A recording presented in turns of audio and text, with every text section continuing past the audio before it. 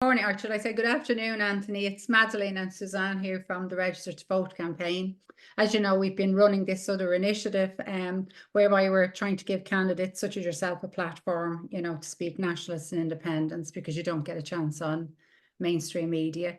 And when we're out giving out our leaflets, people keep asking us, who will we vote for? So we said we'd go on a mission to try and find people that the Irish people could vote for. So you're very welcome.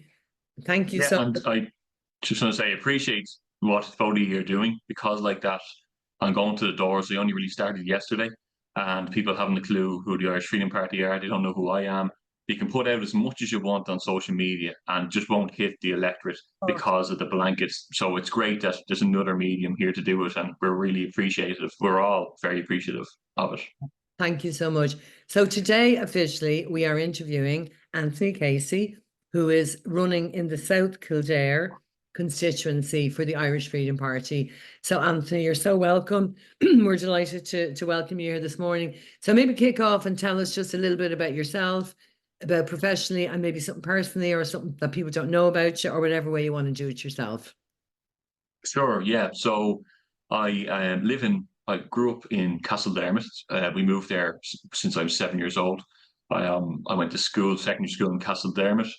I did a brief course in social studies while working in Dunn Stores after school, and then I was a lift engineer for 4 years. And then I was in logistics for 9 years. And most recently, I was in the court service. I was a court registrar for family law for two and a half years.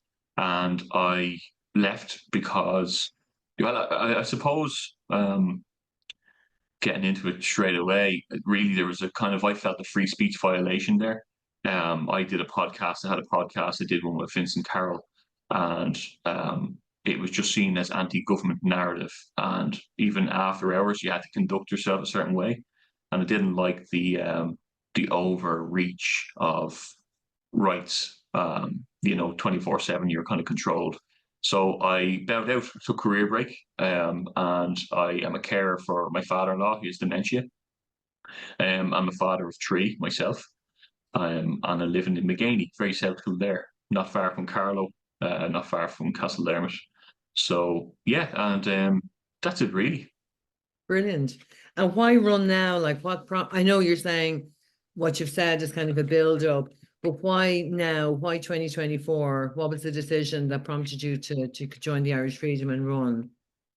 I since I was in the court service, and yeah, the whole COVID rollout didn't sit well with me. And alongside that, I just saw a lot of correlations globally of what was going on. I felt as though the people in government weren't looking after the Irish people anymore. They didn't have their interests at heart. I seen crime rates rising at the moment. Kildare is a 20-year record high crime rate. I seen lots of things that I didn't think were necessary, overreaches. I seen people producing passports to get into restaurants. I seen people getting their free speech limited. And it was hard to sit silently in somewhere like the court service and not be able to attack that. And attack it, I don't know. A lot of people say, you're running in politics, politics aren't going to solve this. But something won't let me sit on the couch. And I knew from last year that I had to do something about it. I joined the Irish Column show with Paul Fitzsimons at the start of the year, and then I had a choice to make to run the local elections, knowing I was running late. I literally signed up the last day, and I could canvass for 4 days only. But I knew I'd get my name out there for the general, and I knew I had to do something. My family, all my family from the Casey side, um, they're very Irish. They go back to my great grandfather fought in 1916. He lived in Phoenix Park. He was the gate lodge keeper. Leo Alfred Casey, and I'm Anthony Leo Casey. My grandfather Leo Anthony Casey, and it's just I don't think 1916, the 2016 commemoration is not that far, not that long ago, and there was such a remembrance of that, such a big celebration. I think that the spirit of Ireland is still there. It's not that far removed. I think they made a mistake with pushing Ireland too far. I think they forgot about that spirit that we can see at these protests. We can see, very intelligent and high caliber people standing up. So to answer your question, I couldn't sit idly by and roll over for something that my family and my fellow Irishmen have fought for: sovereignty Well, and freedom. that's great lineage, Anthony, right there. And you are right, we do need to resurrect Ireland as such. So what sort of response are you getting when you're at the doors? What's their issues? What are you finding? Yeah, so I only got my leaflets, my new batch yesterday. I had high vis. I went out, and luckily I had 6 or 7 people to join me. We went out in the Thai town, and great response to the door. Like, I didn't get one negative response. Someone said that someone closed the door in their face, and I was just talking about taking the soft approach to people, warm up into the conversation, but really well, extremely well. I've been at the marketplaces. Every Tuesday I go to a Thai market. I have a little stand, and every Thursday I go to Kildare market with my little stand. Everyone, one of the main things people are saying, everybody agrees that it's unaffordable, and a lot of older people come up to me and they're very upset. They're not seeing their kids anymore. They're after emigrating. Their grandkids are meeting them over Zoom calls like this, and the price of flights are going up.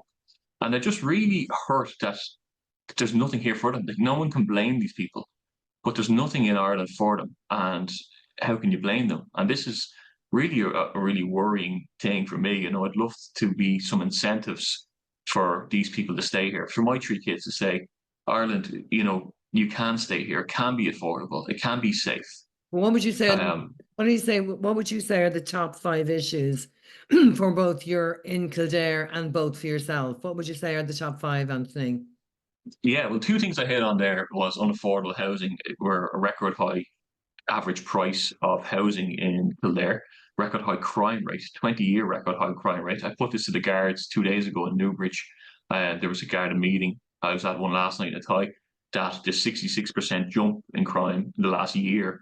And what can they equate it to? Is there investigations going on?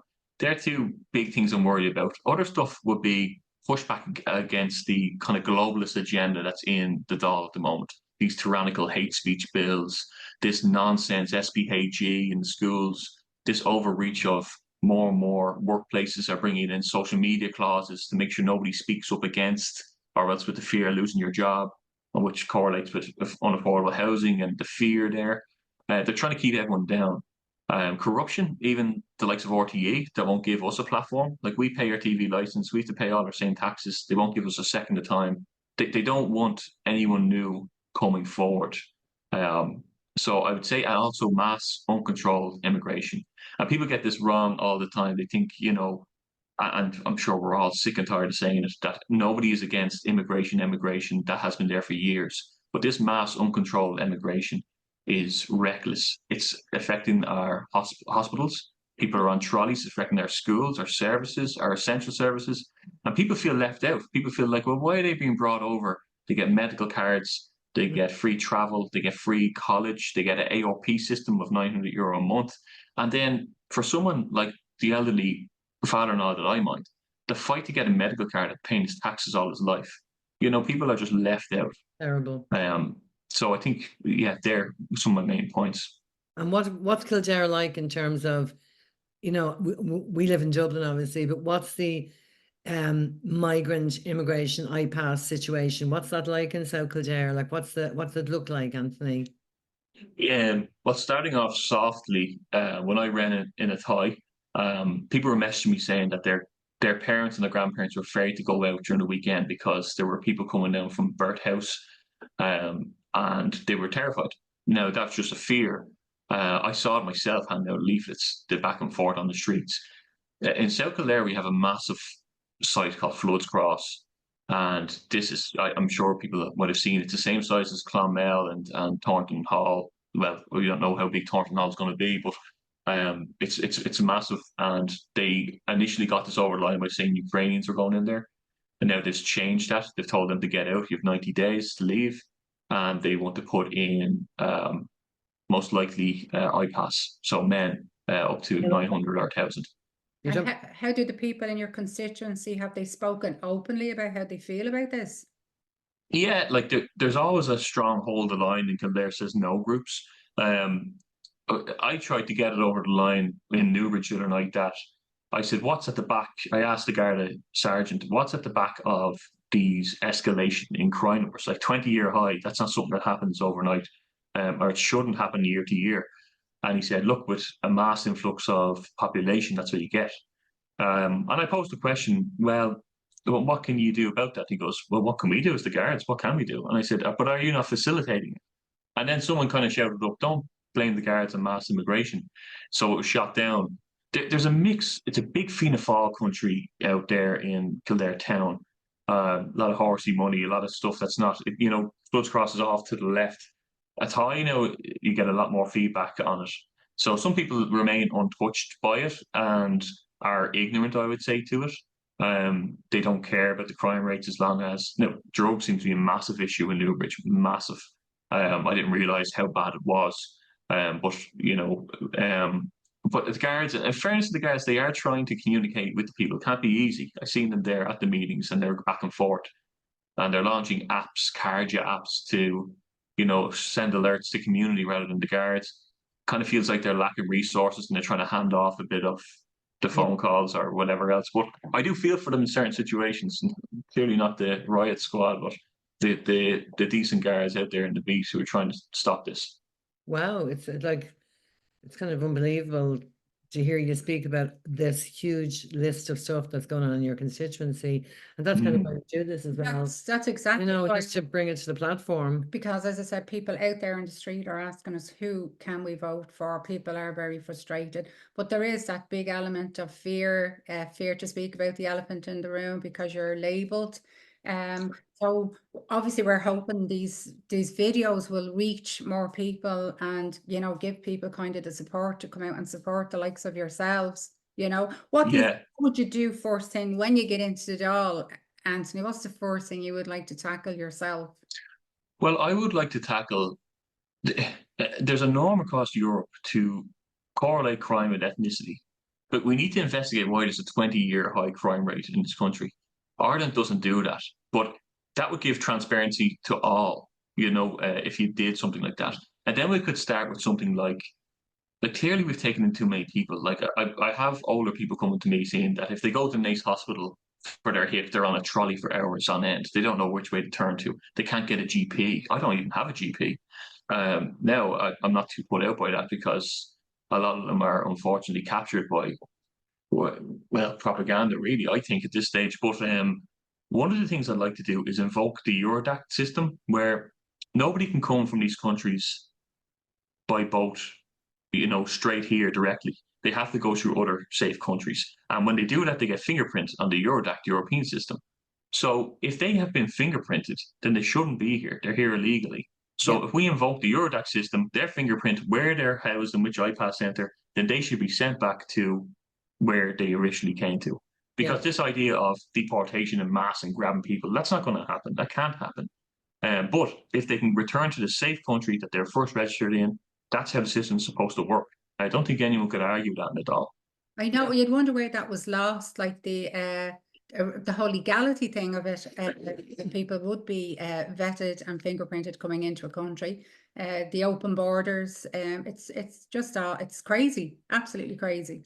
That's a good thing. You're proposing something. That's a process. You're proposing something that nobody can argue with. Like, that is, our understanding is that's the way it's supposed to have been. And the Eurodac is supposed to fingerprint them here and say if they have a criminal record. But what you're saying is use that Eurodac fingerprinting to say back to France or back to wherever. Yeah, exactly. And I think that, like that, there's too many statistics. They can't argue. Like, when people do argue these things, the statistics are all there. Eventually you're going to say, well, look, are you arguing with me with your opinion? Because here are the stats. Crime rate 20-year high. Let's investigate it. Maybe it's not the cause I'm saying it is, and I'm willing to be wrong on that. But let's investigate, because that's harrowing. But also that clearly we're incentivizing these people to come here and give them everything that the Irish don't have. They're working for. We're the second highest taxed country in Europe for like electricity bills and our fuel. It's ridiculous. Like, we're one of the most corrupt countries in Europe. It's bizarre. And I think I actually have a theory that, when they did roll out their pandemic, really, that Ireland was so high on the compliance rate that I think they picked some of these countries based on that, so that we can roll this out here. It'd be much more easier. And unfortunately, that's sad to think because we're such a nation of resistance and Yeah. fighters for our freedoms, you know. And unfortunately, there's just mass indoctrination. Like I can see it in my son's school, and I called it out in a recent video of the LGBT books coming in and stuff that, you know, that you can't say Christmas in this school, by the way, because that's not fair. It's you know, you can have a festive winter day or something like that, but you know, unfortunately, when they took the cross off them walls in schools, they put up something way more sinister, an ideology and a religion. And I think Big Pharma's behind it and pure evil is behind it. Is that actually happening in your child's school, Anthony? It is. It is. And I called it out. Yeah. Are parents not up in arms about that? No, they're not. And all the teachers are fresh out of college, and I think they're all very woke to all of this. And it's very hard. Like,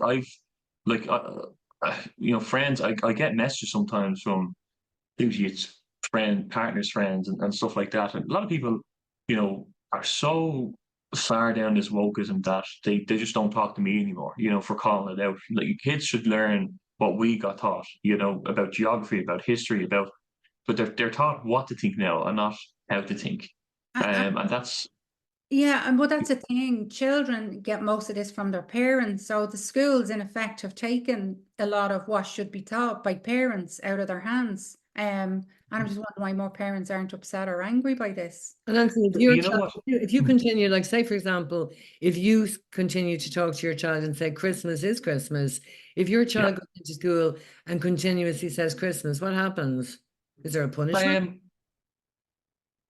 I don't know. I don't know if there's a punishment. I know that the teachers don't do it for diversity and inclusion. You know, we spend more in this country now on diversity and inclusion than we do on healthcare children. This is obviously the agenda. This is the big push. You can see the SPHE, and I think Norma Foley was questioned by Ben Scanlon only a day or two ago on this, and she's just, oh, I don't know anything about it. This kind of thing, it's not good enough. Like, are you our expert or a spokesperson or not? Like, I think really at the back of it is pushing of, you know, making money off puberty blockers and eventually down the line of, you know, these transition surgeries, which have a massive regret rate, which lead to massive suicidal, massive complication rate. They're capitalizing on now the innocence of kids. I'm lucky in a way, like I have 3 kids, one child is there, the other 2 haven't hit primary school yet. They won't be going there.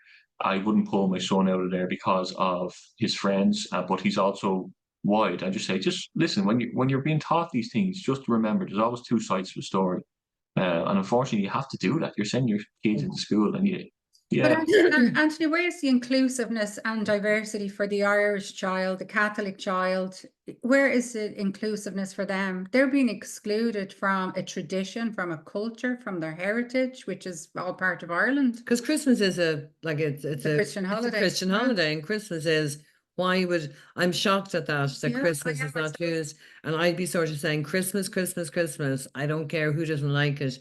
So, oh my gosh, Anthony, I have to say, there's so much going on. Like you've hit on so many like things. You have your work. There's plenty more how you spoke about, you know, but like just another, like there's so much stuff there. You know, Ireland has taken a massively dark turn.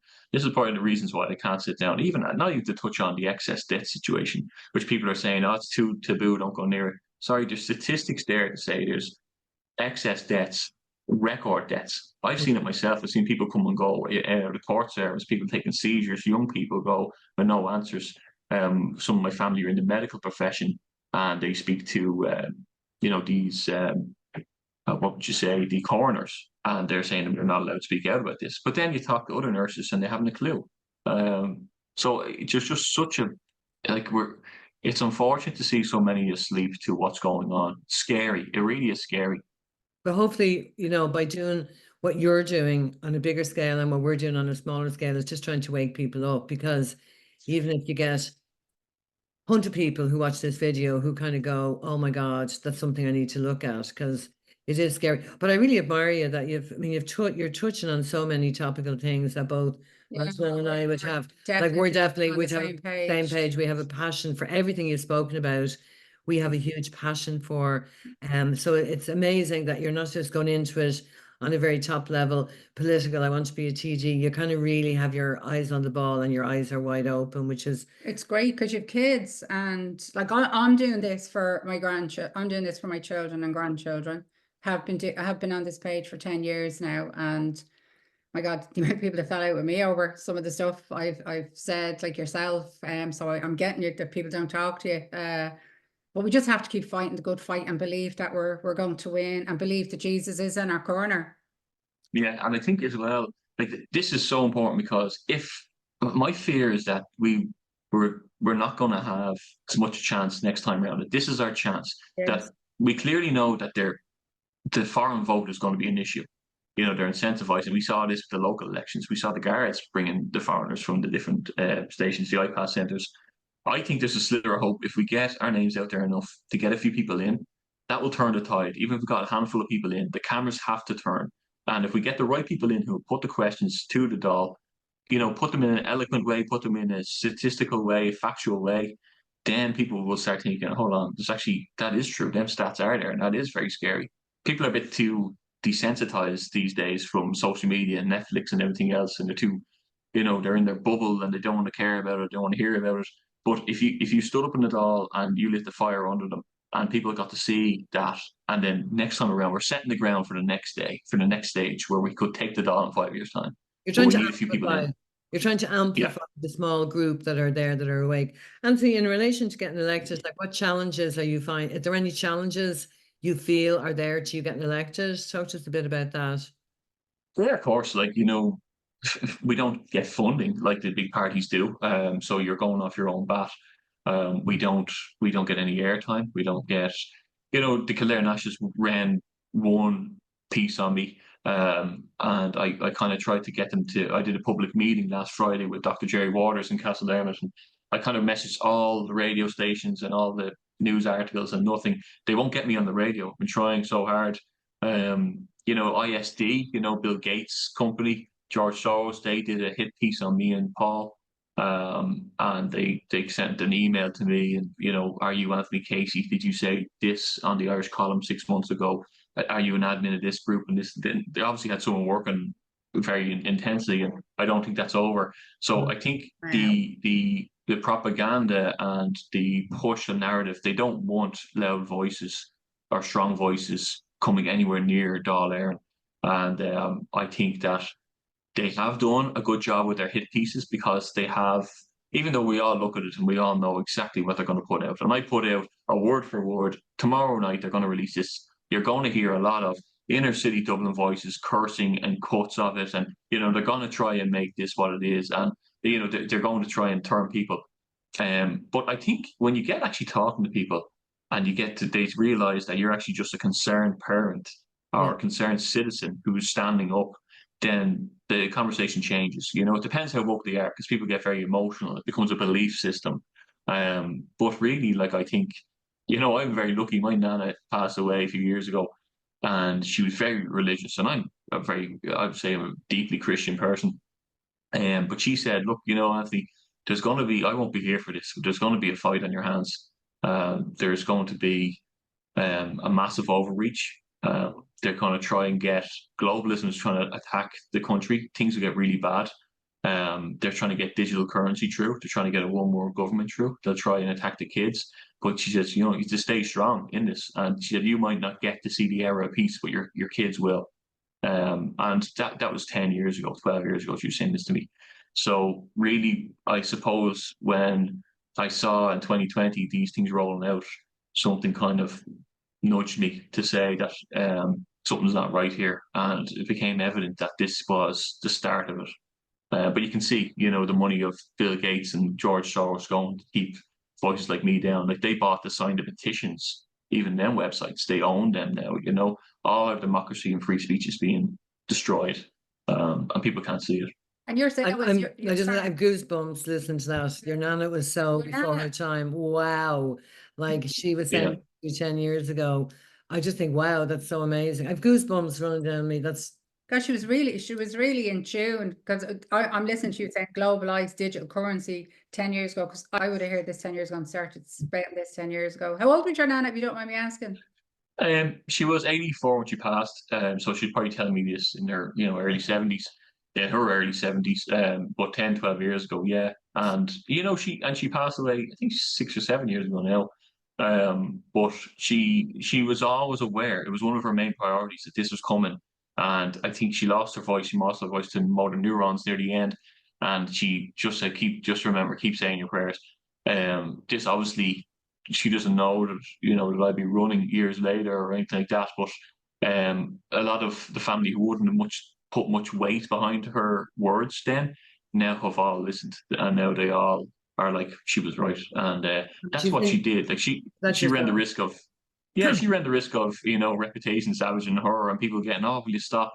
But now really everyone's very thankful that she did do that. And this is what we have to do as well. People don't want to hear it, but you're like, you need your free speech. You can't let this stuff seep in. Now people say to me, like, oh, you're against, trans people or gay people. Said, not at all. Like Glenn is actually our gay elected councillor. It's so like bizarre to say that. But all I am against is grown men walking down the street naked and you bring your kids to it, and these indecent exposure, and this idea that a man can become a woman, and then we can see the outcomes of that.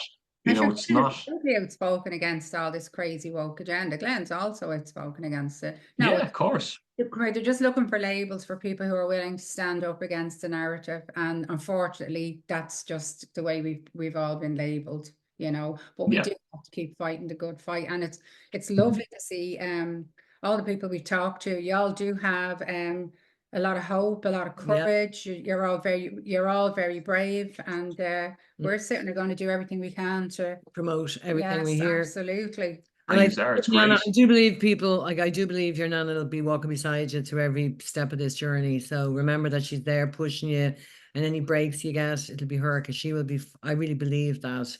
Anthony, it's been a really wow. It's just been a No, it's great just to talk to people who fantastic feel interview. like we do, because I felt like I was falling on deaf ears for the last 10 years. So it's great to meet all these people now who feel the same. We're going to ask you, when you get into the Dáil next year, will you come back and tell us about all the great things you're doing and how much you changed Ireland for us? Will you come back and talk to Yeah. us?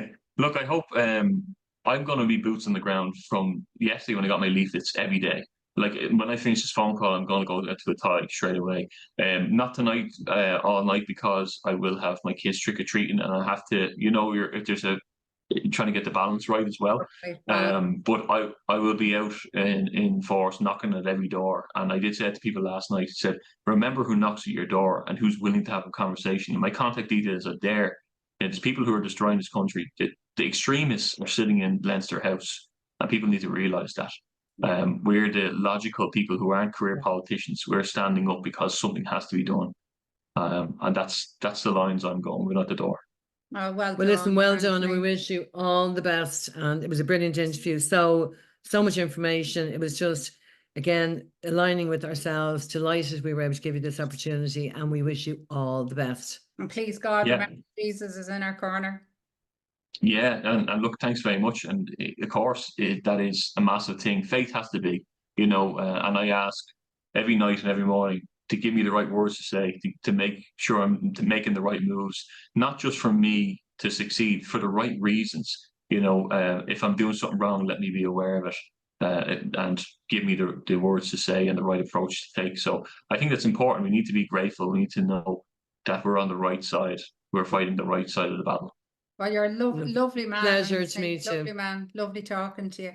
Look, it's great meeting you, and thanks again. You don't understand how important it is for us. I'm very excited to do this interview, which is, I think it's a great initiative, even to getting people voting. Fair play to you for stepping aside and getting your reputation savaged, because I know what that feels like. Thank you so much. It's been a pleasure, Anthony. We wish you all the best, and we'll be rooting for you every step of the way. And enjoy trick-or-treating tonight. Thanks very much. I have my costume already. Bye-bye. Bye.